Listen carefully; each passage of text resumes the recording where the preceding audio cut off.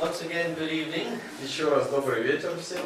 I never knew that Kyiv was such a poor place that didn't have Psalm number 75.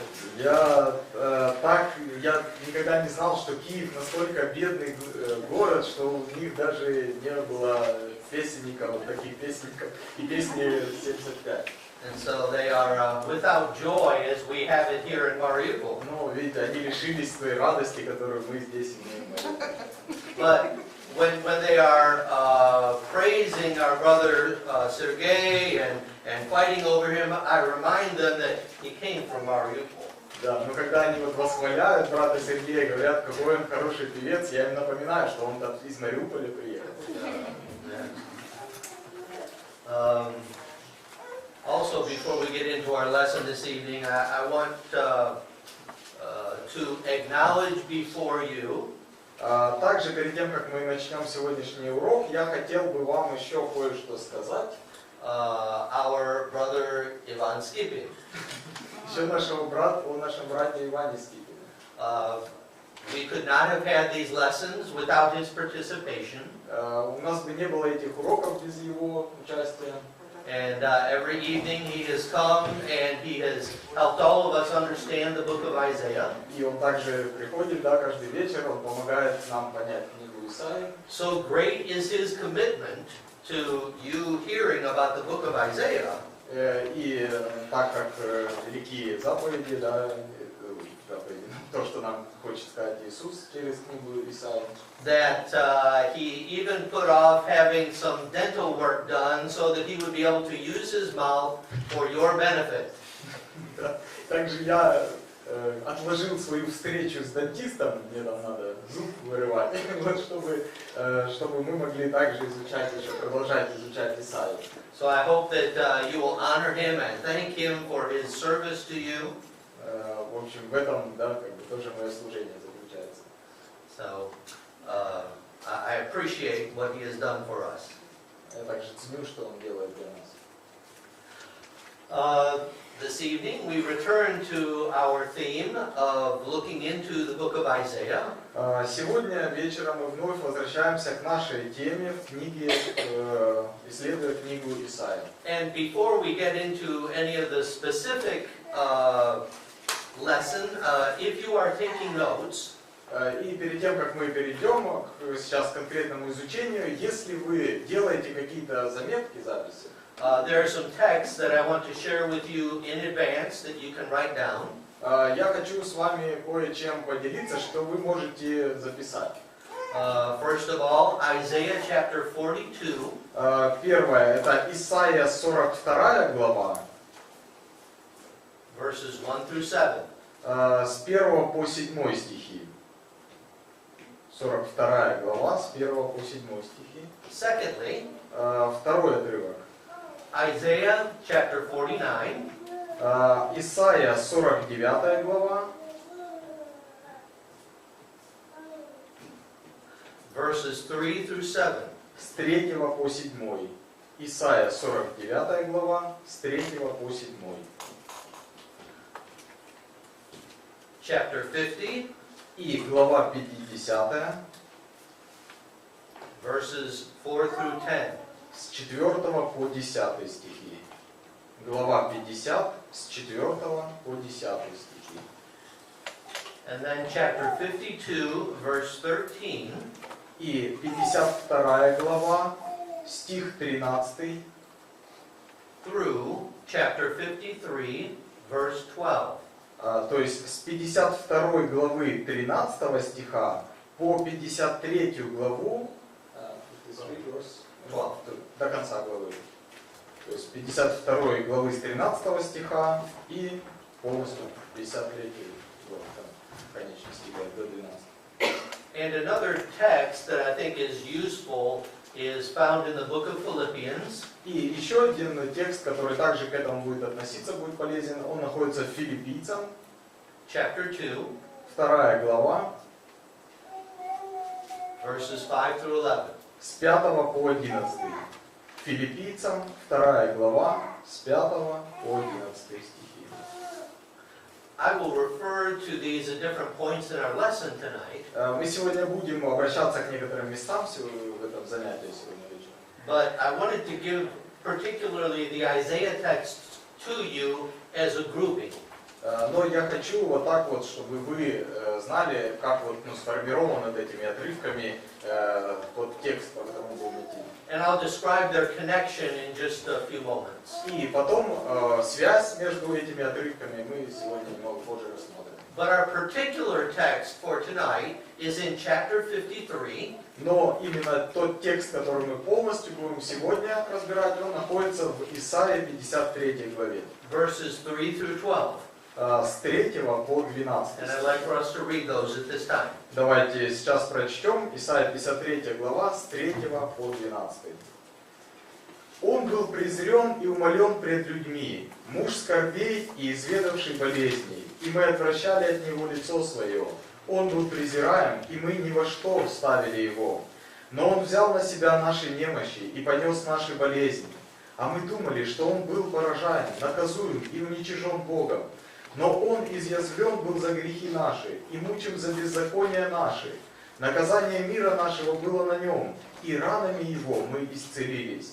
Все мы блуждали, как овцы, совратились каждый на свою дорогу, и Господь возложил на него грехи всех нас. Он истязуем был, но страдал добровольно, и не открывал уст своих. Как овца веден был он на заклание, и как агнец, предстригущим его безгласен, так он не отверзал уст своих. От уз и суда он был взят, но род его, кто изъяснит? Ибо он отторгнут от земли живых, за преступление народа моего претерпел казнь. Ему назначили гроб со злодеями, но он погребен у богатого, потому что не сделал греха и не было лжи в устах его. Но Господу угодно было поразить его, и он предал его мучению. Когда же душа его принесет жертву милостивления, он узрит потомство долговечное, и воля Господня благоуспешно будет исполняться рукою его. На подвиг души своей он будет смотреть с довольством. Через познание его он, праведник, раб мой, оправдает многих, и грехи их на себе понесет. Посему я дам ему часть между великими, и сильными будет делить добычу за то, что предал душу свою на смерть, и к злодеям причтен был, тогда как он понес на себе грех многих, и за преступников сделался ходатаем». By the way, greetings from my family. Кстати, забыл еще передать привет от моей семьи. We seem to think that suffering is something foreign and strange to us. Конечно, мы все думаем о том, что страдание это что-то плохое, что-то странное для каждого из нас. But Scripture plainly tells us that those who follow Jesus will suffer as Jesus did. Но также Писание нам говорит о том, что те, кто последует за Иисусом, будут также страдать. To look into the history of the church over the last 2,000 years is certainly to see that that is true. И когда мы смотрим на историю церкви, существование церкви вот эти около 2000 лет, мы видим, что это действительно так и было, что люди страдали. For example, about 300 years after Christ walked this earth, например, спустя около 300 лет после того, как Христос был на этой земле, there was a great meeting at a place called Nicaea. было какое-то собрание в месте, называемом Nicaea. It's often called in religious history the Nicene Council. Могу вспомнить, в общем, было одно собрание, которое вот в истории, оно называется вот это собрание Nicea.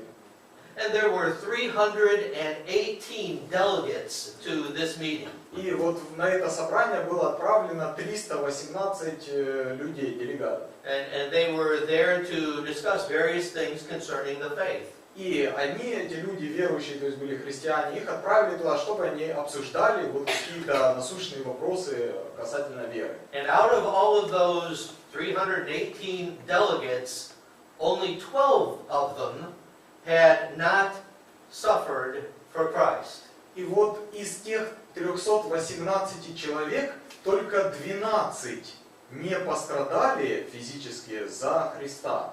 They were the only ones who, for example, had not lost an eye. Например, да, что с остальными произошло? Кто-то потерял даже глаз. It hadn't been burned out by the torturers. То есть те люди, которые мучили их, они в огне сожгли. They had not lost a hand. Ну, а вот эти вот из них 12, кто-то не потерял руку. They did not walk with a limp because their legs had been broken. Они также из этих 12 только единственные, кто, допустим, не ходил на костылях, потому что ноги не было. But the rest of them had all been tortured for their faith. А остальные, они пострадали за свою веру. We live in a world where many of our brothers and sisters are being persecuted for their faith. И сегодня мы живем в том мире, когда многие наши братья и сестры также страдают за свою веру. They face persecution and pain and even death. И они сталкиваются с гонениями, с болью и даже со смертью. All because they have chosen to own the name of Christ. И все только потому, что они решили нести имя Христа. And in fact, we don't have to travel very far in order to encounter some people who have been persecuted for their faith. Ну и даже нам не нужно далеко куда-то ходить, чтобы встретить тех людей, которые и продолжают сегодня страдать за Христа. Now, I've certainly met with Christians in Africa who have been driven from their home village because they have converted to Christ. Я сам лично встречался с человеком в Южной Африке, которого забрали из родного собственного дома только за то, что он проповедовал Христа. I know a young woman who ran away from home because her father was going to kill her because she was baptized. Я знаю одну девушку, которой пришлось убежать из собственного родного дома, потому что ее отец собирался убить ее за то, что она верила в Христа. In United Arab Emirates, we had a brother on trial before their Supreme Court just a few weeks ago under the penalty of death. И вот даже несколько недель назад в Саудовской It's the country right next to Saudi Arabia. То есть Объединенные Арабские Эмираты, тоже один христианин предстал пред судом, и ему тоже вменяется как бы наказание за то, что он следует за Христом, и тоже грозит смертельная казнь. Not long ago, I was preaching in the African nation of Ghana. И совсем недавно я также проповедовал в одной африканской стране, Гана. And there was a young woman there who listened to my lesson. И вот была одна молодая девушка, которая слушала мой урок. And said that she wanted to be baptized. И спросил, Тим, хотите ли вы креститься? We sent her home to get some clothes, and we were going to go to the river to baptize То her. есть она сказала, что хочет креститься, и тогда мы отправили ее домой, чтобы она взяла подходящую одежду и чтобы пойти к реке, и там она приняла крещение. And when we went to her house to collect her, her husband came out with a machete or a cutlass, big sword. И когда мы пришли вот домой к ней, чтобы взять вот эти вещи, пойти и креститься, вышел ее муж с огромной как бы пилой, или бензопилой, то есть огромное что-то такое к ним навстречу. And had it not been for having the chief with us, I'm sure that he would have done us harm. И я думаю, что если бы с нами не было того главного, и с их стороны, да, того человека, который представлял там в Гане, был, то говорит, может быть, он бы и с нами расправился. And then later on that evening, he beat her very badly. И тем же вечером, вот после того, как это произошло, ее муж, он очень сильно побил эту девушку, которая крестила. For some people, persecution is a physical thing. Для кого-то гонение это касается вот каких-то физических наказаний.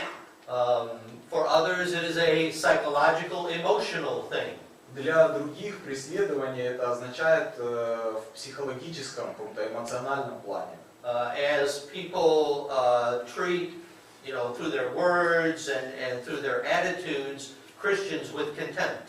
То есть вот это эмоционально, психологически, да, когда люди к вам как-то пренебрежительно относятся или оскорбляют вас за вашу веру. And as I said, we don't have to go very far from here to encounter Christians who are being persecuted for their faith. И поэтому, опять же таки, даже далеко не нужно ходить, и мы с вами знаем некоторых людей, которые также страдают за свою веру во Христа. Our brother Karnal was telling us the other night about the difficulties with the church in Donetsk. Вот даже наш брат Саша Карнаук тоже рассказывал о трудностях, которые они испытывали вот совсем недавно там в Донецке.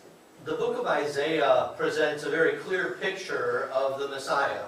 И Исаия, книга Исаии нам показывает очень ясную, четкую картину о том, кем является наш Мессия. And it speaks of him as the suffering servant.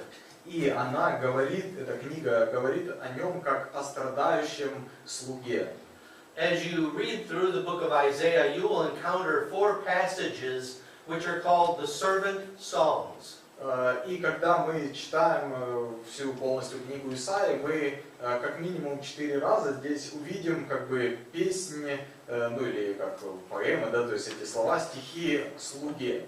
And those were those 4 passages that I gave you at the beginning of our time together. И вот эти вот отрывки, это как раз те отрывки, которые я вам перед этим продиктовал. They are not songs as we think of songs. То есть это не совсем песни, как мы думаем, да, как сегодня там на эстраде, то есть это не такая песня. But they are more like the book of Psalms, where we have poems which are written in a lyrical style. Но это вот такие слова, как были описаны, которые мы читаем слова в псалмах, да, например, которые написаны в таких как бы поэма в лирической форме. And all of them speak of the one that God calls my servant. И все они как раз и описывают того, кого Бог называет мой слуга, или мой служитель. In chapter 42 of Isaiah, Вот, например, в 42 главе Исаия it shows the Lord's delight with his anointed servant. показывается восторг Бога тем, кого Он помазал. And it speaks about his gentle character. И Он рассказывает о Его кротком характере, то есть своего помазанника. In chapter 49, В 49 главе it describes the chosen servant of the Lord and the worldwide scope of his influence. Он описывает своего выбранного тоже, ну как Спасителя, и также описывает отношение мира к Нему. In the section in chapter 50, В том отрывке в 50 главе it details the obedience of the servant. он подчеркивает послушание слуги. And then in chapters 52 and 53, И вот в 52-53 главе it explains the atoning nature of the suffering of the servant. он показывает вот эту саму природу вот этого страдающего слуги или служителя или раба. The servant that is rejected by man but exalted eventually by God. То есть слуга, от которого отказались люди, но которого принял к себе Господь. In our New Testaments, the Gospels tell us most of what we know about the life and the ministry of Jesus. И в Новом Завете именно Евангелие показывает, в основном дает общую картину о том, как служил наш Мессия Спаситель, да, его полностью жизнь и служение. And they are speaking from the past tense of their experience with Jesus when he was on the earth. И они описывают то, что происходило с учениками его, да, в то время, когда Иисус был вот здесь на земле. Isaiah speaks of the Messiah in the future as he understands him and God reveals him to him. А Исаия, он же еще не было Иисуса, да, он рассказывает как бы о будущем, то, что будет в будущем, и он рассказывает это настолько, насколько ему открывает это Бог. And so more than 700 years before Jesus appeared on this earth, Поэтому еще около 700 лет до появления на свет, на землю, рождения Иисуса Христа, Isaiah spoke of his character, Иисус говорит о его характере, about his obedience, говорит о его послушании, as well as his relationship with the Father. И также его отношения с Отцом. And as I said in our very first lesson, in many ways, what we have in our hands is the gospel according to Isaiah. И поэтому, помните, я еще на самом первом уроке говорил, что не зря эту книгу также называют как бы Евангелие Исаии. Let's begin by talking about the nature of the suffering servant. Давайте же поговорим вот о самой природе этого страдающего слуги. Now, if you closed your eyes for a moment and thought about your image of Jesus, what would pop into your head? Вот если мы на секундочку представим, закроем глаза и представим качество характера Иисуса, что вам в первую очередь, какие качества его характера приходят в голову? My father had in our house when I was growing up a painting of a Jesus. В доме моего отца, когда я рос, у него была такая картина, на которой был нарисован Иисус. He had long hair and he was had sort of a beard that looked better than mine. У него были длинные, у Иисуса, да, на картине это, были длинные волосы, была такая небольшая борода, говорит, даже лучше, чем вот у меня His сейчас. didn't have gray in it like mine. То есть она не была такой седой. He was very handsome and intelligent looking. То есть он был очень такой красивый и хорошо смотрелся. Another image of Christ might be the one that someone painted of Jesus knocking at the door and wanting entrance. Некоторые рисуют, также есть много картин, когда Иисус стоит у двери и стучит, да, отворите дверь. And that's taken from the book of Revelation. Это из Откровения взято. You know, a lot of times when people think of Jesus, they think about him as, again, being very handsome, very strong, very wonderfully looking.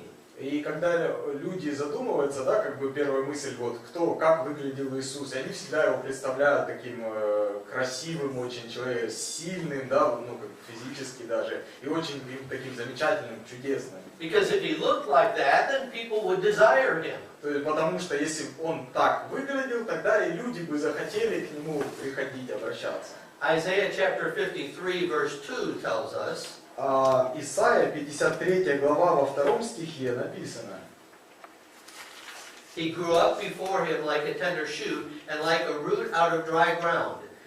Ибо он взошел пред ним, как отпрыск и как росток из сухой земли. He had no beauty or majesty to attract us to him. Нет в нем ни вида, ни величия, который бы привлекал бы нас к нему. Nothing in his appearance that we should desire him.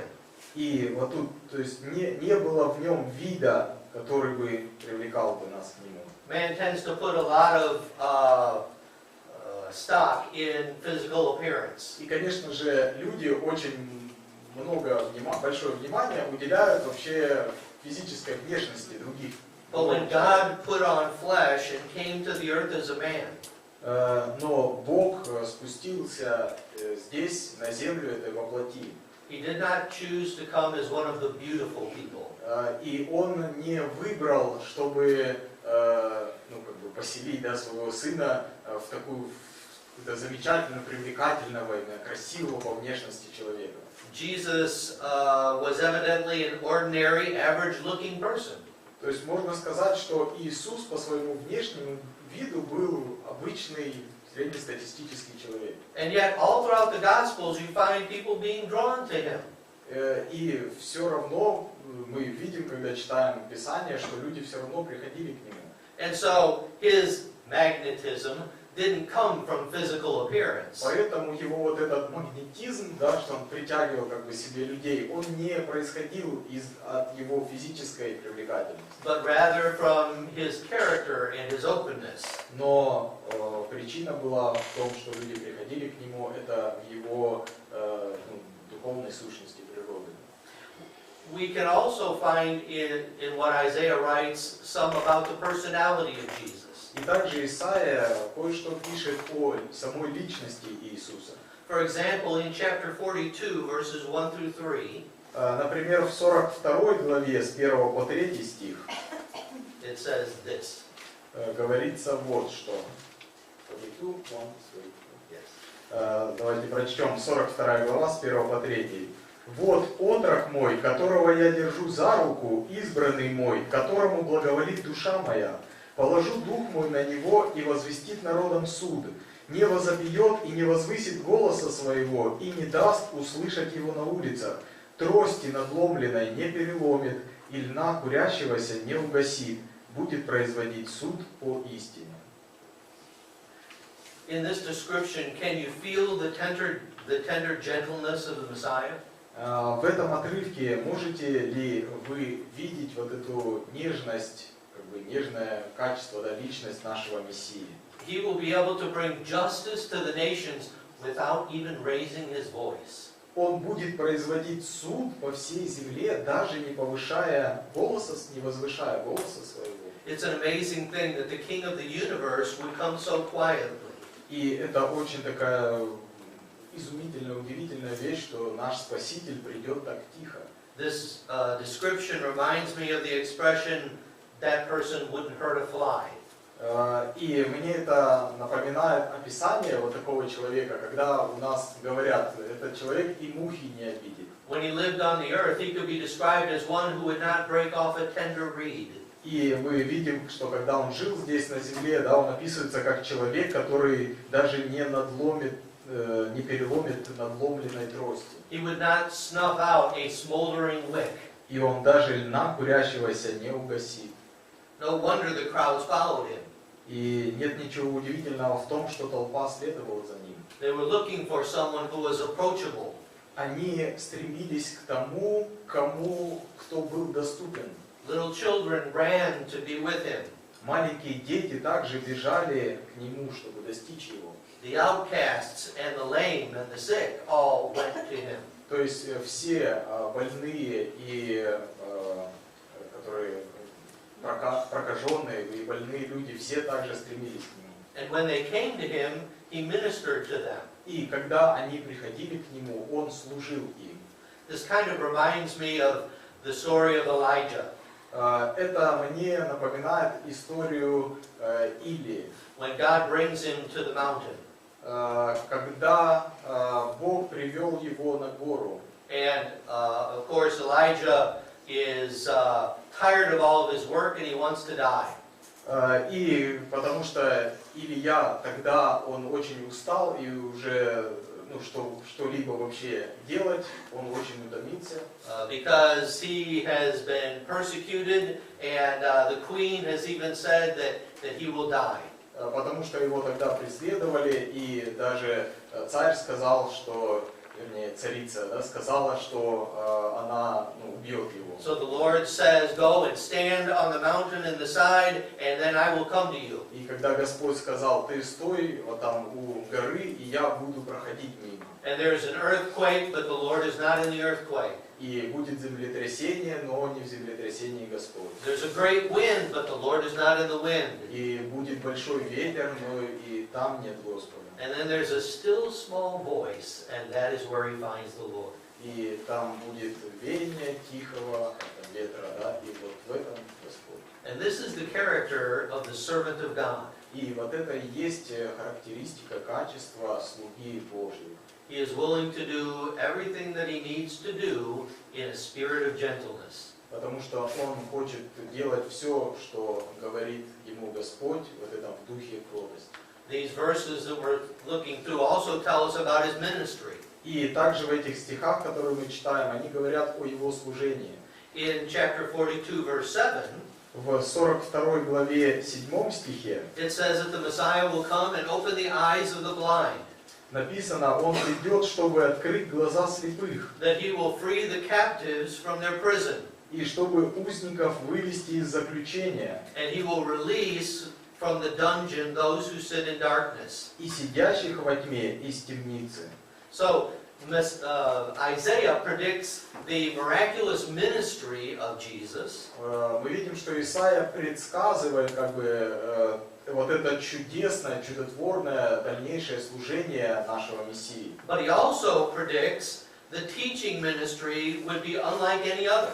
И он также предсказывает то, что его служение, оно будет не похожим на служение кого-либо другого. In Isaiah chapter 50, verse 4, Например, в Исаии 50 глава, 4 стих, it says, the sovereign Lord has given me an instructed tongue. написано, Господь Бог дал мне язык мудрых, To know the word that sustains the weary. чтобы я мог словом подкреплять изнемогающего. He wakens me morning by morning. Он каждое утро Он пробуждает ухо мое. He wakens my ear to listen like one being taught. Пробуждает ухо мое, чтобы я слушал подобно учащимся. Jesus in John chapter 14 Иисус в Иоанна 14 главе would say to those listening to him, particularly in verse 10, будет говорить тем, кто слушали Его. don't you believe that I am in the Father, Он говорил, разве вы не верите, что я в Отце and that the Father is in me? и что Отец во мне? The words I say to you are not just my own. И слова, которые я говорю вам, говорю не от себя, Rather, it is the Father living in me, но Отец, пребывающий во мне, who is doing the work. Он творит дела. Jesus went about doing his ministry in the way that God ordained for him to do it, and prophesied he would do it. И Иисус, Он также делал дела, которые Отец говорил Ему делать, и Он также пророчества также говорили об этом. And Jesus lived a perfect life of obedience to the Father. И Иисус прожил совершенную, идеальную жизнь в послушании своему Отцу. Let's look again in Isaiah chapter 50. Давайте вновь посмотрим на Исаию 50 главу. Because there we see the obedience of the suffering servant. Потому что здесь мы видим послушание этого страдающего слуги. And let's read verses 5 through 7. Давайте прочтем с 5 по 7 стихи. «Господь Бог открыл мне ухо, и я не воспротивился, не отступил назад. Я предал хребет мой бьющим и ланиты мои поражающим. Лица моего не закрывал от поруганий и оплевания. И Господь Бог помогает мне, поэтому я не стыжусь, поэтому я держу лицо мое, как кремень, и знаю, что не останусь в стыде». Just as Isaiah foretold, Jesus never rebelled against the will of God. Как и Исаия это подчеркивает, что Иисус, Мессия, Он никогда не восставал против воли Божьей. Again, these words were written hundreds of years before Jesus was ever beaten and mocked. И напоминаю, что эти слова были написаны за сотни лет до того, как Иисус и был распят. And yet they not only tell us some specifics of how he will be persecuted and suffer, И даже здесь, видите, говорится какие-то конкретные моменты о том, как Он будет страдать. but they also give us a glimpse into the mind and the heart of Jesus. И также оно дает нам понять и напомнить, что будет происходить в это время в сердце и в разуме Иисуса. Jesus consciously offered his back to the whip. Потому что Иисус, Он осознанно шел на это, на казнь. Making it available to the Roman soldiers. Чтобы это стало возможным сделать это, да, со стороны римских воинов. He offered his face so that they could pull out his beard. И Он повернул свое лицо, свою щеку для того, чтобы они могли бить Его по ланитам. He offered that same face so that those who mocked him and spit on him И Он также повернул это лицо к тем, которые надсмехались и плевали Ему в это лицо. hundreds of years in advance of any of it taking place, God says this is what is going to occur. И опять же таки за сотни лет до того, что случилось, Бог уже сказал, вот что произойдет. And all of his earthly life, Jesus knew this was coming. И всю свою земную жизнь Иисус знал, что с Ним будет. And yet he never rebelled against what God wanted him to do. И зная это, Он никогда не восставал против воли своего Отца. Jesus was flogged and tortured and mocked. Иисус, Он страдал, Он был избиваем, мучим. And he trusted in the Father so that he would not be disgraced. Но Он также и в это время Он доверял и верил своему Отцу, что Он его не постыдит. And our text says that he set his face like flint. И в тексте сказано, что я держу лицо мое как кремень. And I know I will not be put to shame. И я знаю, что не останусь в стыде. In the Gospel of Luke, Luke records that Jesus set his face resolutely toward Jerusalem. В Луки описывается ситуация о том, что Иисуса, когда мучили, да, он был повернут лицом к Иерусалиму. He was going to go through with everything that the Father had ordained that he do. И он должен был пройти все то, что Отец предусмотрел для него. And so Isaiah prophesies about a Messiah who is characterized by obedience and courage and faith. И поэтому и Исаия описывает его как того человека, который был послушен Отцу.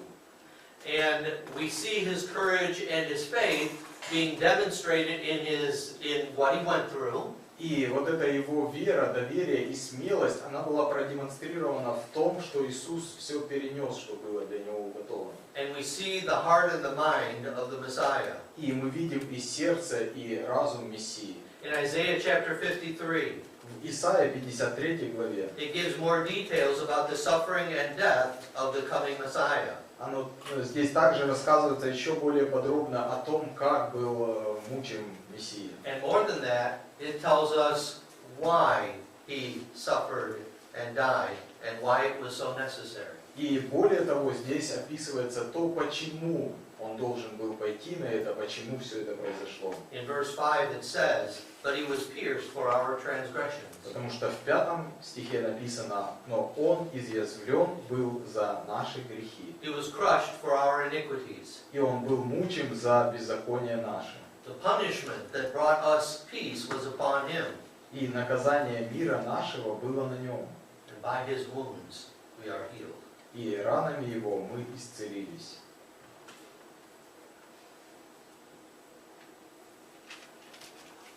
If we stop and think about it for just a moment, think about the wounds of Jesus. Если мы остановимся на секундочку и задумаемся о том, как страдал Иисус, о его ранах, These are wounds that he willingly accepted so that we could be healed. и все эти раны, это были те раны, которые он сам добровольно принял на себя для того, чтобы мы с вами имели спасение. We sometimes see paintings of Jesus at the crucifixion. Мы часто можем увидеть картины, которые рисуют люди, да, описывая страдания, распятия Иисуса Христа. And when we look at those, we understand, of course, that his suffering is obvious. И, конечно, когда мы смотрим на эту картину, мы можем увидеть, понять, да, что страдал Иисус. But the reality of his wounds are often obscured from us. Но очень часто то, что было в действительности, да, мы не можем это понять, и это даже на картине невозможно описать. We see very little blood, even where they've driven in the nails into his hands and his feet. И даже когда мы на картинах или в фильме, да, когда вбивают гвозди, там же не показывают кровь, немного могут показывать. There might be a little bit of blood on his face because of the crown of thorns. Может быть, немного покажут кровь, да, от его тернового венца. Usually the Romans would crucify people naked. А мы знаем по истории, обычно римляне, римские войска человека вначале вообще догола, до нога, раздевали его и потом мучили. But for modesty's sake, in those paintings, they're always wearing something. Ну, конечно же, да, в этих картинах или фильмах мы видим, что такого не будут показывать, его одевают в одежду. I think if we really saw what Jesus went through, it would have a totally different reaction with us. Потому что если мы представим на самом деле, через что прошел Иисус, что с ним происходило, это, наверное, будет совсем по-другому. In fact, in Isaiah chapter 52, verse 14, it says, В Исаии 52 главе 14 стих написано: there were many who were appalled at him.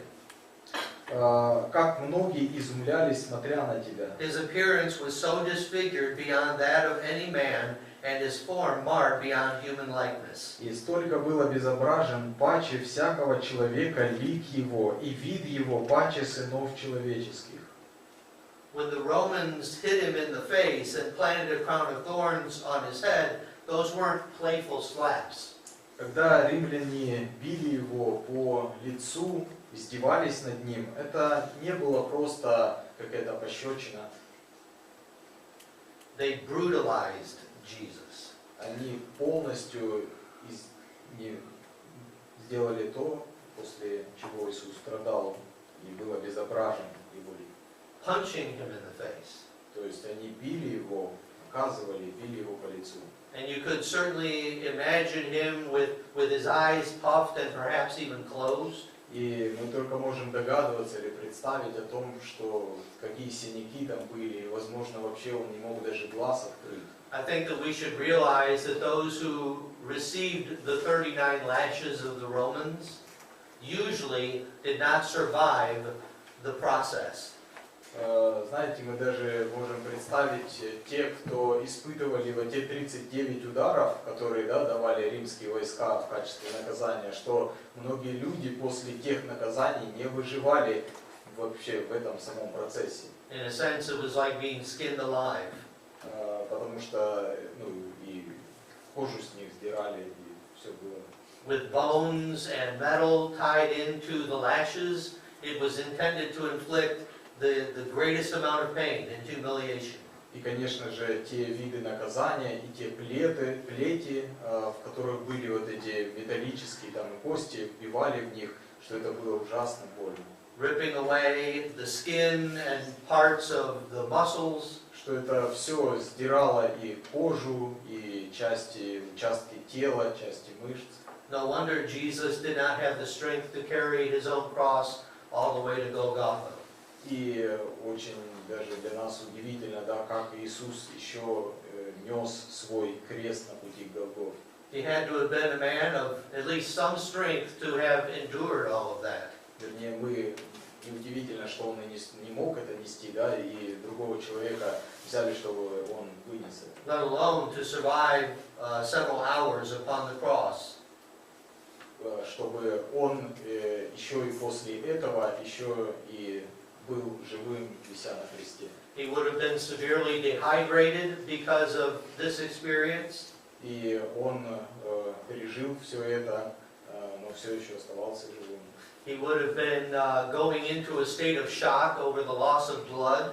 И он после этой огромной потери крови, он также находился в ужасном And so состоянии. Isaiah predicted that he was marred beyond human likeness. И поэтому и Исаия пишет, что вид его паче сынов человеческих, то есть обезображен был весь. If we are ever tempted to think of sin lightly, we should remember what it took for us to be healed from it. Поэтому, если мы, будучи в нашей жизни сегодня искушаемы каким-то грехом, давайте будем вспоминать, что стоило для Иисуса снять с нас этот грех. Like me, perhaps you may have seen the film The Passion of Christ. И как и я, вы, наверное, видели фильм «Страсти Христовы». And perhaps it gives the closest image of what that process was like. И, скорее всего, этот фильм, он показывает, самое близко, приближенно то, что происходило на самом деле.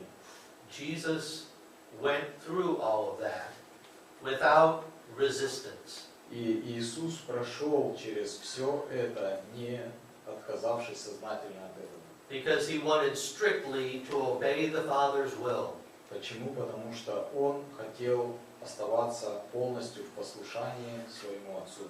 And because he knew that our forgiveness depended upon it. И потому что он знал, что наше прощение, оно зависит от этого. And so it was only right that God would reward his suffering servant. И это именно был тот единственный путь, по которому и Бог мог в дальнейшем благословить его, этого страдающего служителя.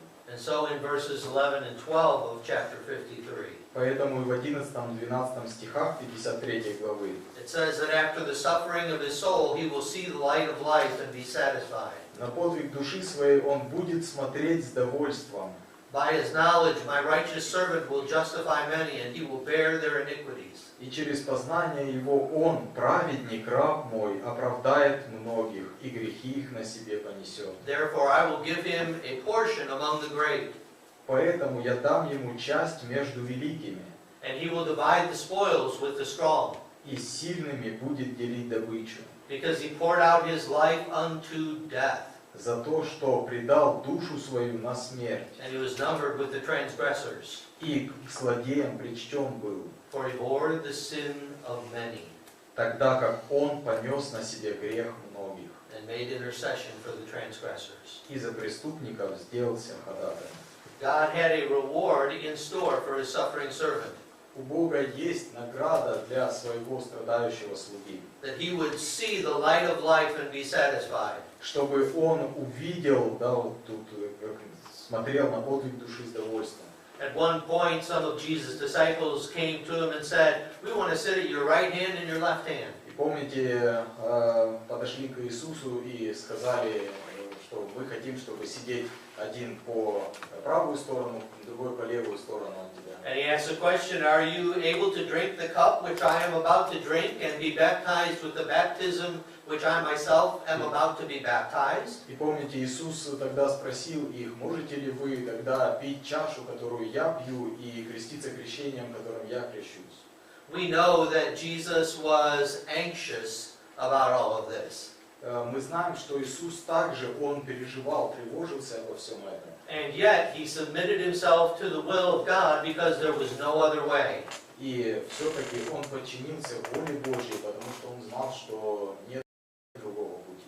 But God raised him up from the dead. Но Бог воскресил Его из мертвых. And God brought him to his own right hand. И Бог посадил Его одесную себя. And he honored his sacrifice by granting to man forgiveness of sins. И Он... And God honored his И sacrifice Он почтил Его жертву тем, что Он принес прощение за наши грехи. if at times we feel that God is unwilling to forgive our sins, Поэтому в то время, когда мы иногда думаем над тем, что Бог не хочет уже прощать нам наши грехи, let us remember that it is only right for him to do so. давайте будем помнить о том, что только у Бога есть, и только лишь у Бога есть право делать это. Because that is the way that he honors the sacrifice of Jesus. Потому что именно таким образом, да, Он и послал Сына Своего на эту жертву. And because Jesus went through all of that, И из-за того, что Иисус прошел через все это, God has given him the name which is above every name. и Бог и дал ему имя, да, то есть дал ему часть между великими. And has given him the name which is above any other, И дал ему имя, которое превыше всего. so that at the name of Jesus, everyone on earth or above earth or under the earth will bow their knee and say that he is Lord. И чтобы Philippians 2 verses 5 to 8. как написано Филипийцам, да, Он дал, сейчас приводит, посему Бог и превознес его и дал ему имя выше всякого начальства, чтобы пред именем Иисуса преклонилось всякое колено небесных, земных и преисподних. Now Paul starts out that section in chapter 2 of Philippians saying that our attitude ought to be the same as Jesus Christ. И поэтому и Павел, да, в Филипийцам послании, он также пишет, что у вас должны быть те же чувствования, что и во Христе Иисусе. If Jesus was willing to do that for us, Если Иисус был готов сделать это все ради нас, then we ought to be willing to do it for God as well. то мы также должны быть готовы сделать все ради Бога. And we ought to be willing to do that for one another as well. И мы также должны быть готовы делать это ради друг друга.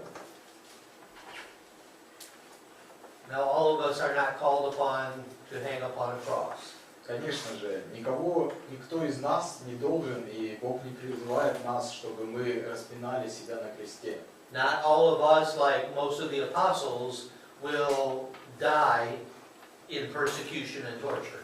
И даст Бог, никому из нас не придется умирать и страдать, и быть мучимыми, как умирали почти все апостолы Иисуса Христа. But we must yet be faithful unto death. Но мы должны быть верными до смерти. If we will do that, Если мы будем таковыми, then we will be given the crown of life. тогда и мы получим венец жизни. We live in a world that does not appreciate the choices that we make. Мы живем в том мире, который не ценит тот выбор, который мы с вами сделали. The world does not like when we make choices which lead to righteousness rather than sin.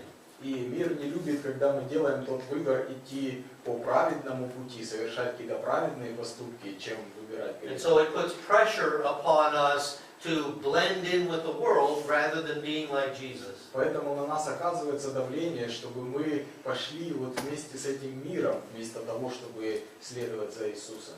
But even in the midst of those trials and those situations, we need to be obedient to the will of God. Но даже посреди этих тяжелых каких-то трудных ситуаций, чтобы мы оставались всегда в послушании Богу. For if we will suffer with Christ, Потому что если мы будем страдать со Христом, then we will certainly rise with Christ. то мы и совоскреснем со Христом.